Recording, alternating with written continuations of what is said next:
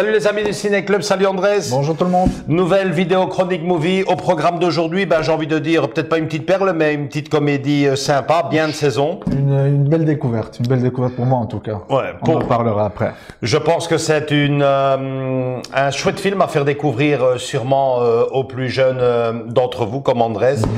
Moi, ce film, je le connais depuis...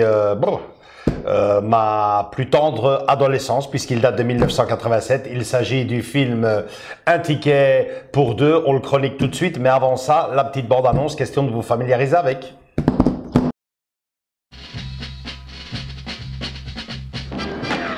During holiday travel, some people get delirious.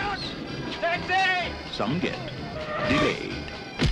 And some get Del Griffin. American Light and Fixture, Director of Sales, Shower Curtain Ring Division. Neil Page got all three. I was on my way home to spend a nice holiday with my family.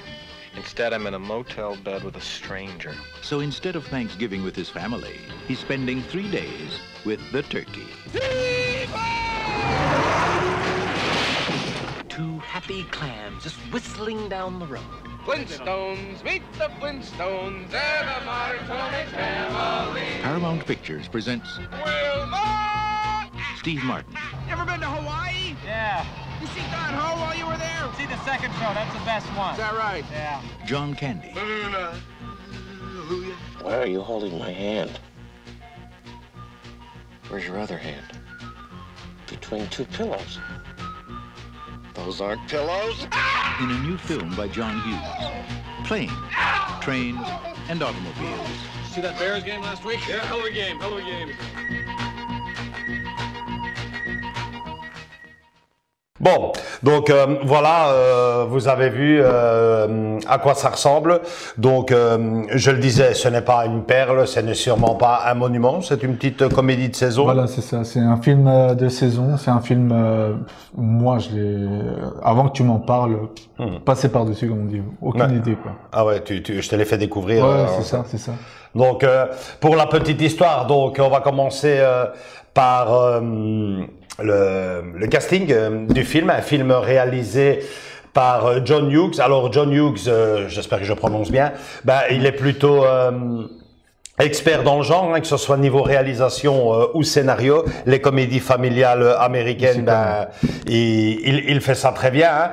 On se rappellera peut-être, tu ne l'as pas vu parce que bon, il est assez Rétro. assez rétro, la folle journée de Ferris Bueller.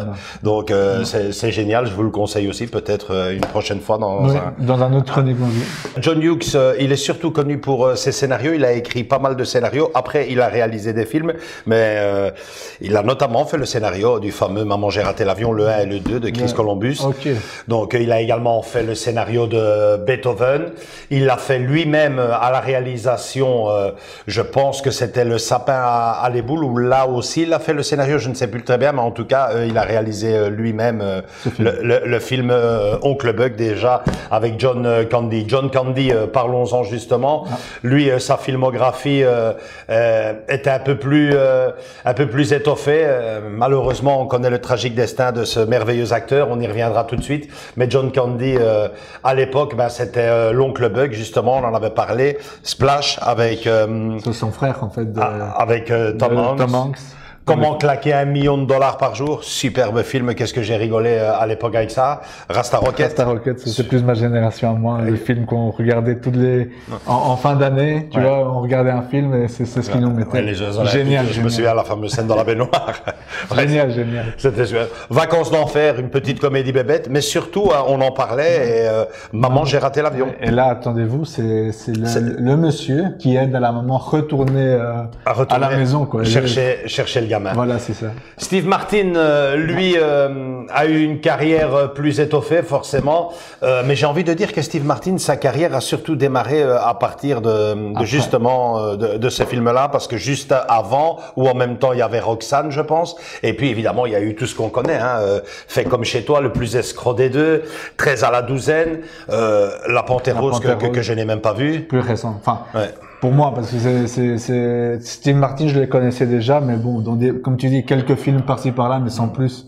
Et quand il avait fait La Panthère Rose, c'est là où j'ai vraiment vu on va dire, redécouvrir, parce qu'avant ça, moi, en tout cas, je le connaissais pas très bien, quoi. Ouais. Je le connaissais de nom, mais pas de film. Qu'est-ce qu'il a fait? Le film avec Eddie Murphy que j'ai pas vu moi personnellement, Bowfinger, c'était ça? Bowfinger, ouais.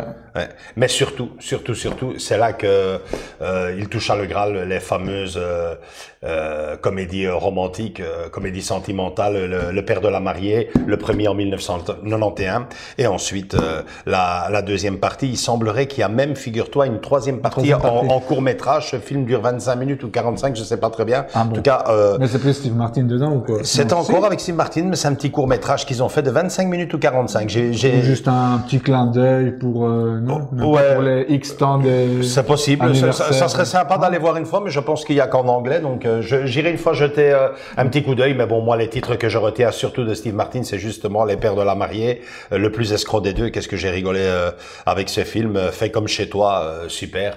Donc voilà, et bien entendu, ce film-ci, celui qui nous importe aujourd'hui dans cette vidéo, Un ticket pour deux. Alors, Un ticket pour deux, pour la petite histoire, c'est John Candy et Steve Martin, Del Griffith et Neil Page respectivement, qui feront connaissance, qui se rencontreront à l'aéroport pour prendre un avion qui devait les mener jusqu'à Chicago, où leurs familles respectives les attend pour manger la dinde en famille pour la Thanksgiving. Cet avion, en réalité, n'arrivera jamais, puisqu'il... Il n'y a pas que l'avion qui n'arrivera jamais. C'est ça. Donc, l'avion doit atterrir d'urgence, tempête sur Chicago. Donc, ils ont 2 jours pour arriver par leurs propres moyens à destination, et c'est là que commence le festival, quoi. Ah oui. Donc, de rire et de larmes, je sais pas comment dire. Ouais, il y a un peu de tout. Mais ils vont nous faire tous les coups. Donc, si mes souvenirs sont bons, l'autobus, déjà, c'est pas mal. La location on commence déjà avant ça avec le taxi. Le taxi, hein, voilà. C'est là qu'il faut vraiment qu'ils se voient pour la première fois. Il ouvre la porte comme un c'est bon taxi! Enfin, ouais. Là, ensuite, évidemment, la location de voiture, dans quel état ils la rendent. Magnifique. Non, et ils continuent à rouler après l'accident. Ils feront du stop. Ils se retrouveront dans un pick-up, à l'arrière d'un pick-up. À l'arrière d'un pick-up en plein hiver. Magnifique cette scène. Et dans le semi-remorque. Dans un camion réfrigéré. Vraiment, vous allez en avoir de toutes les couleurs. Et puis, bon, évidemment, on va pas spoiler, hein, mais une fin avec un petit twist final qui vous fera peut-être, à vous, verser une petite larme. En tout cas, c'est bien beau et ça rend un bel hommage et une très belle morale à ce film. Donc, ce film, Andrés, tu me disais... Je l'ai découvert l'année passée. L'année passée. Avec un autre film, mais bon, ça... de Noël, de saison. Donc oui, non, c'était chouette. Je m'attendais pas à ça, surtout la fin. Je m'attendais pas à ça. À vous de découvrir si vous êtes chaud patate, comme on dit. Mais en tout cas, on se marre très bien. Et bon, je t'avais dit aussi, bon, c'est une petite parenthèse. Donc Andrés, tu me parlais aussi d'une petite anecdote. Ouais, ils ont fait un petit remake. Avec Robert Downey Jr., donc alias Iron Man. Tout le monde connaît ça. Ok, je vois pas. Avec un autre acteur très connu dans celui qui a joué dans Hangover. Je sais pas, tu vois, la saga là un peu dingue. Donc ces 2 acteurs, ils ont respecté. Et tu as vu le film? J'ai vu le film. Et alors? Mais ça n'équivaut pas celui-là. Bien sûr. Parce que t'as beau mettre des grosses stars, hein, quand ils ont fait ce film Due Date, quand ils ont fait ce film-là, ou Date Limite en français, quand ils ont fait ce film, ça a fonctionné, mais moi, si j'aurais su que ça venait de là, j'aurais dit non, ça ne vaut rien du tout par rapport à l'original, quoi. Il y a rien à dire.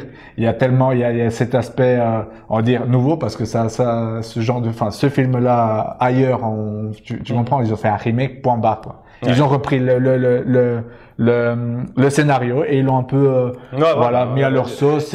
Typiquement ce qu'on fait dans les remakes, mais c'est intéressant ce que tu nous dis parce que d'habitude c'est l'inverse. C'est souvent des remakes dans le niveau comédie, beaucoup de remakes français qui passent, qui se cassent toujours les dents. Il y a eu La Cage aux folles, il y a eu Les Visiteurs et j'en passe, La Chèvre.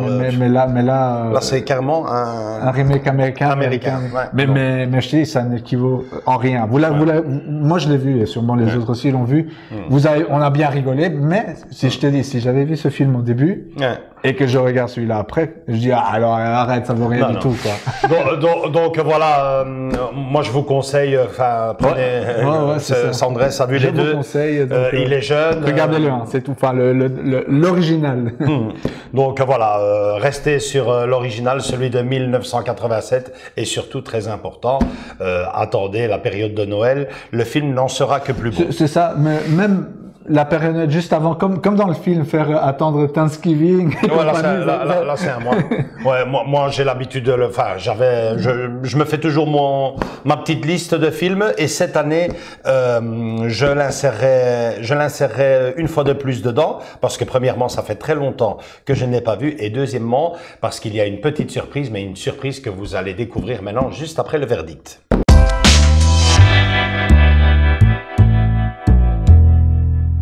Donc voilà, verdict, pour toi Andrés, ton verdict. Rien à dire, moi je l'adopte et je le mets dans mon top parce que tu retrouves ce style, comme on dit, John Hughes, il a son style, tu vois, son savoir-faire. Et là, tu le retrouves directement quand tu sais qu'il a fait ça, et que tu regardes ce film, c'était la patte, comme on dit, comme Tim Burton et compagnie, il a son style. Et moi, je trouve que ça mérite d'être dans ton top de Noël, de Noël, et avoir, au moins le découvrir, C'est clair. Mon verdict à moi, pour moi, le verdict, je trouve que c'était un très bel hommage déjà à John Candy, malheureusement, décédé à 43 ans, une mort incroyable dans son sommeil. Il avait des problèmes de santé dus à... Dans le film, vous le voyez, il est bien portant, donc c'est clair, il est décédé dans son sommeil. Donc déjà, c'est un superbe hommage à cet acteur-là, qui grâce à ce genre de film restera toujours vivant, mais c'est aussi un très bel hymne à l'amitié. Vous comprendrez cela en regardant le film jusqu'au bout. Dernière chose, une bonne nouvelle, tu sais quoi? Eh le film ressort et en Blu-ray Ultra HD 4K, s'il vous plaît, à partir du 14 décembre. Donc, attendez à la limite le 14 décembre, payez-vous le film. Moi, je l'ai précommandé. C'est un simple amarré, c'est pas de style. Mais bon, il sort. Mais bon, rends-toi compte qu'une petite comédie comme ça, qui semble toute bébête, les maisons de production ont eu la bonne idée de nous le pondre pendant les fêtes de Noël. Moi, je vais sauter dessus, 14 décembre, entre le 14 et le 20, je vais replonger, quoi. Je vais replonger parce que c'est une façon de vous le faire découvrir à vous, à travers notre vidéo déjà dans un premier temps, et de me le faire découvrir à moi, en haute définition, quoi. Surtout que, c'est un road movie, entre guillemets, quoi. Voilà. Bon, ouais, c'est un road movie, c'est clair. Ouais. C'était super. Franchement, je vous le conseille. Moi qui suis un peu difficile, dans le sens, les comédies de Noël, parfois c'est comme tu dis, c'est parfois des trucs romantiques, ça pousse un peu. Et là, en fait, j'ai adoré, quoi. Dernière anecdote avant de conclure. Figure-toi que mon papa, qui maîtrise quasiment rien en français, les seuls acteurs pour mon père, c'était Louis de Funès et Bourvil, avec qui il rigolait énormément. J'ai encore en souvenir de l'avoir vu se poiler comme un dingue avec ce film. Il comprenait pas grand-chose, mais rien que de voir la gestuelle, les scènes et tout. Les scènes et compagnie. Franchement, on ne peut que vous le conseiller. Et j'oserais le mettre dans une petite pépite dans ce qui est le calendrier de Noël, quoi. Voilà, j'espère que ce Chronic Movie vous a plu. Si tel est le cas, lâchez-nous un gros like. Venez nous rejoindre dans nos différents réseaux sociaux, Facebook et Instagram. Et surtout, continuez à vous abonner. C'est le plus beau cadeau de Noël que vous pourriez nous faire en cette période. Gros bisous à tous et à toutes. On revient très vite. Ciao!